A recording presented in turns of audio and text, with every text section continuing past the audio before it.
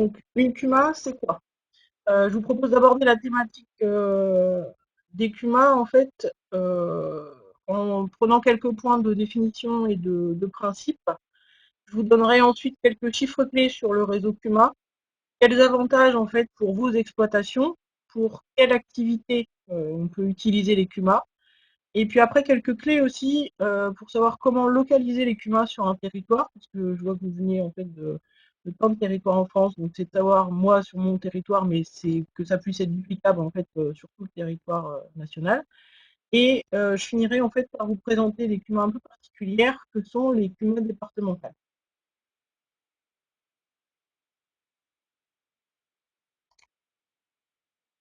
Donc, une CUMA, c'est une, comme je l'ai dit tout à l'heure, en fait, une coopérative d'utilisation de matériel agricole. Donc, une coopérative agricole où en fait des agriculteurs adhérents vont pouvoir mutualiser en fait des moyens qui sont nécessaires à leur activité agricole. Les moyens, ils sont divers. Souvent, on pense en tout premier lieu en fait au matériel, mais ça peut être également de la main-d'œuvre qui peut être partagée, des hangars, des ateliers, tout ce qui peut graviter en fait autour de l'exploitation agricole.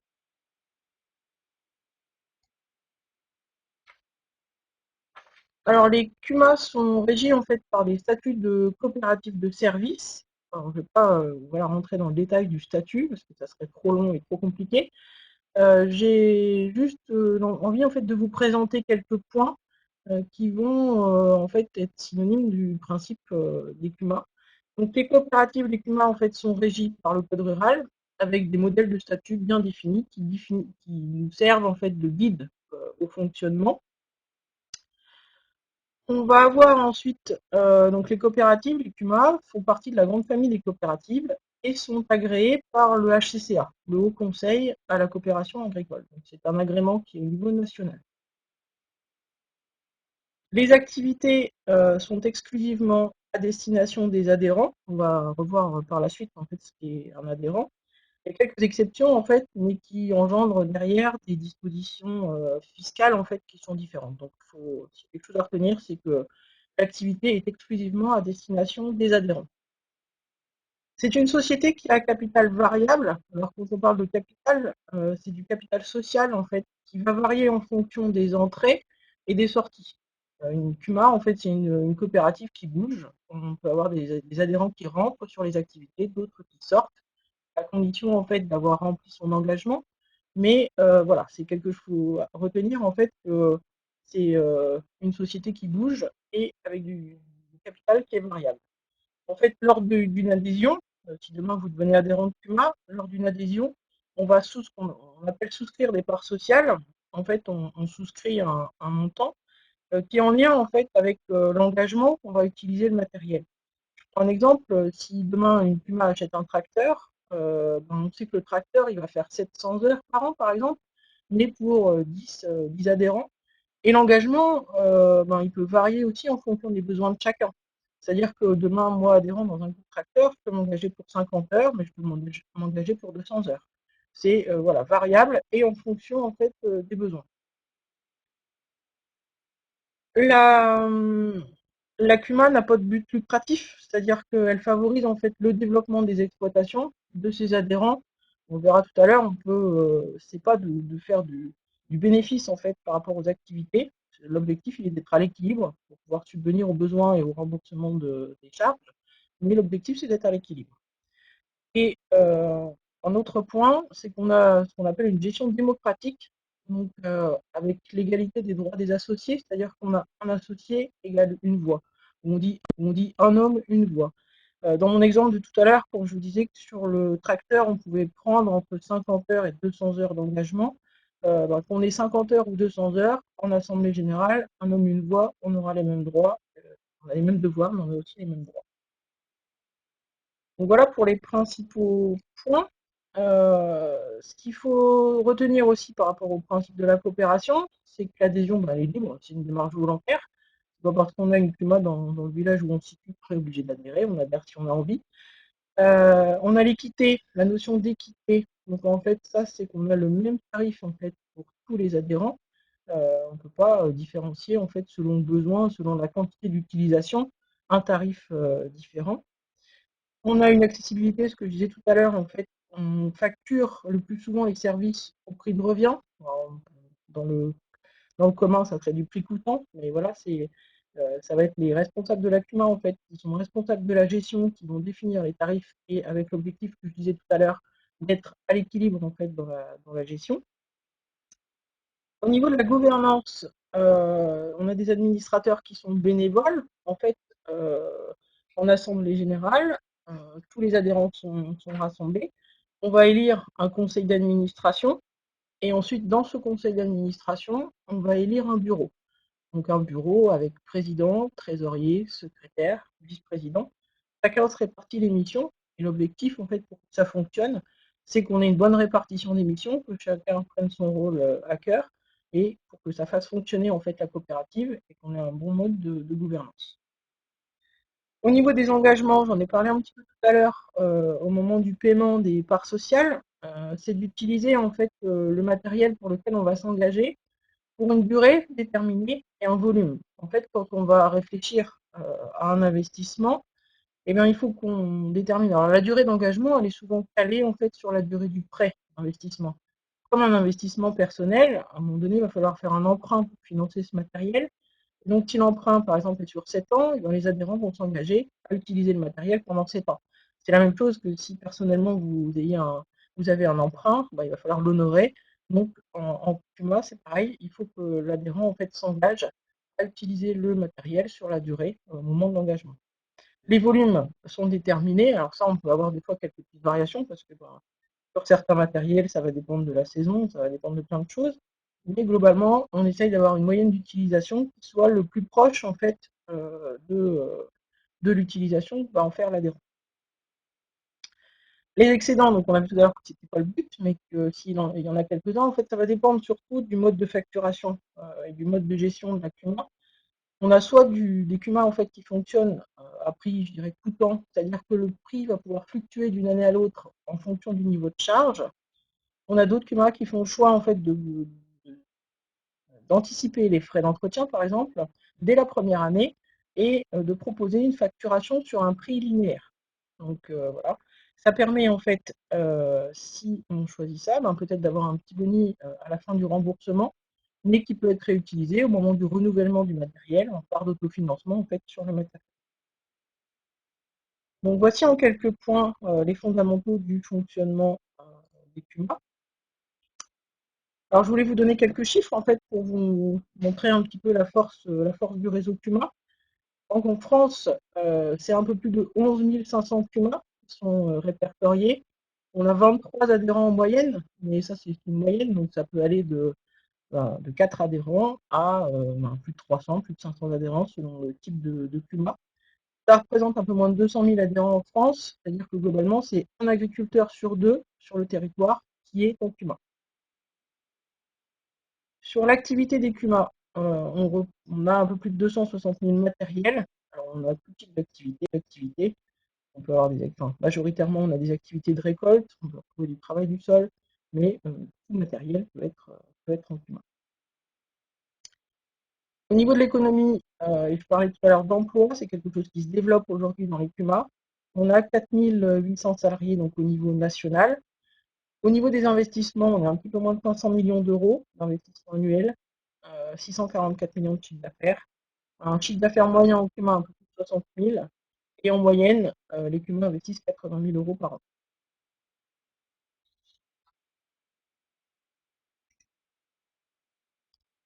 Alors les avantages pour vos exploitations, on a vu que le but premier de la CUMA, donc, c'est d'optimiser le matériel à plusieurs, donc c'est de se mettre en commun, comme son nom l'indique, à plusieurs pour acheter du matériel. Donc ça contribue, un, à maîtriser les coûts de production en fait, et réduire vos charges de mécanisation sur vos exploitations, et donc par conséquent d'améliorer vos performances économiques. On a aussi l'aspect amélioration des conditions de travail et de la qualité de vie. On a un aspect organisationnel, en fait, organisation des chantiers, qui peut être avec de la main-d'œuvre ou pas. Ça peut être la notion d'entraide, du coup, qui contribue à améliorer en fait, les conditions de chantier et la qualité de vie sur l'exploitation. Alors, pour quelle activité on peut être en CUMA Je dirais que Du moment que la CUMA répond à vos besoins, on peut imaginer tout type de matériel en fait en CUMA. On va avoir la notion de matériel seul, c'est-à-dire que bah, on achète soit un tracteur, une machine pour récolter le fourrage, une machine pour répandre du fumier, du lisier, enfin voilà. Donc on a cette notion d'activité qui est liée à un seul matériel. On a quelques CUMA en fait qui ont des tracteurs et qui du coup peuvent offrir à l'adhérent un tracteur plus une machine, donc traction plus matériel, matériel divers, hein. Vous pouvez aussi à la fois, par exemple, si vous êtes adhérent sur un groupe tracteur, prendre le tracteur de la CUMA, mais utiliser votre propre matériel derrière. Donc là, on montera dans le premier cas. Et on peut avoir le cas avec le développement de l'emploi sur de la prestation complète avec main-d'œuvre. Alors, qu'est-ce qu'on appelle prestation complète avec main-d'œuvre? C'est-à-dire que la CUMA embauche de la main-d'œuvre, donc c'est la CUMA qui est employeur, qui embauche la main-d'œuvre et qui vous la met à disposition. Donc, ce qu'on appelle prestation complète, c'est qu'on va vous mettre à disposition la totale, les salariés, le tracteur et la machine qui va derrière. Donc ça, c'est des choses, ce qu'on appelle prestation complète. On va vous facturer, en fait, la CUMA va vous facturer un service en tant qu'adhérent, mais qui pourra comprendre en fait l'ensemble des charges de la prestation avec la main-d'œuvre, le tracteur, et là donc en exemple j'avais mis un roue de valeur, c'est-à-dire qu'en concrètement, vous allez avoir une facture, un prix en fait à la boule, mais qui prendra en charge tous les postes de charge pour la CUMA. Dans certains cas, en fait, on a de plus en plus de CUMA qui cherchent à créer des emplois durables, c'est-à-dire qu'au moment où on recense les besoins, on n'a pas forcément un équivalent temps plein, mais on essaye au maximum en fait d'aller vers des emplois temps plein pour que ce soit durable à la fois pour le salarié, mais à la fois pour la CUMA, parce que c'est de plus en plus compliqué en fait de trouver de la main d'œuvre saisonnière. Donc, on a la possibilité, en fait, avec le statut CUMA, d'être reconnu comme groupement d'employeurs. Donc, ce qu'on fait sur le terrain, c'est que de plus en plus, on embauche, enfin, les CUMA embauchent en fait des salariés qui vont être amenés à conduire les matériels, etc. Mais souvent, pour arriver au temps plein, il nous manque 200-300 heures dans l'emploi du temps des chauffeurs ou des salariés. Donc, on a la possibilité en fait de les mettre à disposition sous la bannière groupement d'employeurs. Donc ça peut bénéficier en fait aux exploitations adhérentes d'avoir une mise à disposition de main d'œuvre sur vos exploitations. Le chauffeur tout seul en fait sans aucun matériel de la CUMA. Et dans ce cadre-là, donc ça rentre dans le groupement d'employeurs. En règle générale, c'est une centaine, enfin, c'est 100 heures, 200 heures par an. C'est vraiment pour boucler un emploi temps plein. Alors, vous allez me dire, donc, du coup, comment on localise, en fait, on peut savoir qu'il existe une CUMA sur le territoire. Alors, le réseau CUMA a mis en place là, un outil qui s'appelle CUMA-Link et qui vous permet, en fait, de localiser les CUMA sur un territoire. Donc là, j'ai juste fait une capture d'écran, mais sinon, vous avez l'adresse du site. Vous pouvez aller voir, en fait, sur un territoire. Donc là, j'ai pris le mien, mais c'est valable partout en France. Ou quand vous allez zoomer, en fait, vous allez voir la petite bulle verte avec le nombre. C'est le nombre de CUMA qu'on va retrouver sur ce territoire. Et en zoomant encore plus près, vous allez pouvoir avoir le nom de la CUMA et les matériels en fait qu'elle dispose. Donc tout ça, en fait, c'est centralisé via les comptabilités qu'on a de CUMA. Et ça va vous permettre en fait d'avoir une première vision. Déjà, un, de savoir si j'ai des CUMA sur le territoire. Et deux, et ben, de savoir qu'est-ce qu'elles peuvent proposer comme activité pour répondre en fait à vos besoins. Donc ça, c'est un premier outil. Voilà. Les fédérations en fait, territoriales sont également votre relais sur le territoire pour vous renseigner. En fait, il nous arrive d'avoir des appels en nous disant, ben voilà, je suis tel secteur, est-ce qu'il y a des climats sur mon territoire, je suis intéressé par telle ou telle activité, est-ce que vous pouvez me donner comme contact? Donc nous, on est là aussi pour mettre en relation les futurs adhérents en fonction de leurs besoins et de ce qui existe sur le territoire. Si ça n'existe pas, l'idée aussi de créer des CUMA, enfin, là, c'est pas quelque chose qui est fermé, on peut aussi répondre à la demande dans ce cadre-là. Donc les fédérations, enfin, le réseau CUMA et l'organisation des fédérations peut vous permettre en fait de répondre à la demande et de vous aider à localiser ce qui existe sur le territoire en termes de nombre de CUMA et d'activités.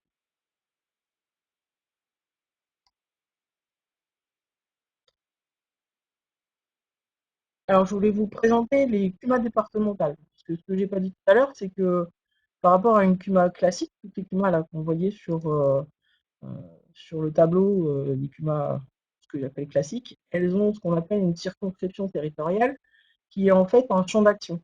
Quand on va créer une CUMA, chaque CUMA a dans ses statuts son champ d'action, son rayon d'action, qui est exprimé en commune, donc qui peut être l'échelle d'un ancien canton, deux cantons cumulés, etc. Donc, peut être à plus de 100 communes pour certaines.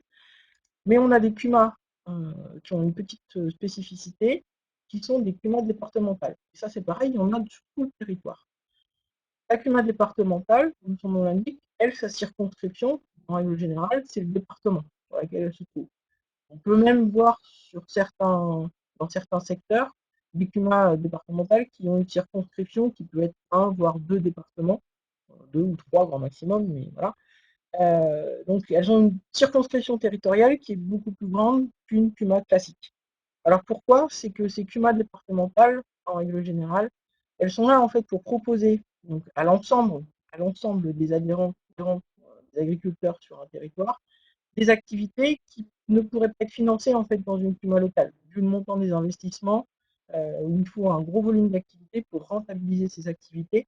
Et donc souvent, elles sont dans les CUMA départementales. Alors j'en ai pris un exemple concret puisque c'est sur mon département, mais c'est la CUMA Calvados Innovation. Donc vous avez une petite photo là qui vous présente en fait les différentes activités qui peuvent être proposées par cette CUMA-là. On a en fait une activité de compostage pour les fumiers, fumier de bovins, mais fumier de chevaux aussi. On a plus récemment en fait investi dans un trieur de semences, donc essentiellement pour des agriculteurs qui sont en filière agriculture biologique en fait, qui veulent trier leurs semences pour pouvoir ensuite ressemer leurs graines. On a des activités, je vous parlais tout à l'heure de la filière bois-énergie, donc des activités de déchiquetage de bois qui partent en fait en filière bois-énergie ou aussi en paillage pour les litières animales par exemple. Donc là, c'est des activités en fait qui sont sur la CUMA départementale, voire avec des CUMA départementales voisines. Toujours sur le bois, une autre activité en fait combinée sur fondeur qui permet en fait de faire du bois bûche. Donc voilà des activités en fait qui ne peuvent pas être rentabilisées dans des CUMA locales et qui sont mutualisées à l'échelle du département pour voilà, pouvoir offrir un tarif toujours compétitif et une organisation de chantier qui permet de répondre à tous. On peut avoir d'autres activités dans d'autres CUMA départementales. On peut retrouver des ramasseuses de pierres, on peut retrouver des ateliers de mécanique. On peut avoir les activités de drainage, par exemple, qui sont aussi dans des CUMA départementales dans d'autres territoires. Et aussi tout ce qui est activité pour les circuits courts. Donc voilà, une grande diversité d'activités, mais qu'on peut retrouver dans les CUMA départementales. Donc je voulais vous présenter ce type d'activité puisque ça peut aussi répondre à certains besoins.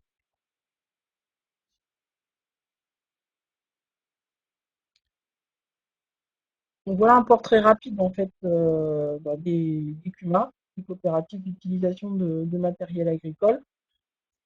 Si on veut synthétiser en fait les trois points à retenir, donc les CUMA sont des coopératives qui mettent à disposition de leurs adhérents des matériels, mais pas que des matériels, de la main-d'œuvre, d'autres activités pour le besoin des exploitations, avec un objectif commun qui est de l'innovation et de la performance au sein des exploitations.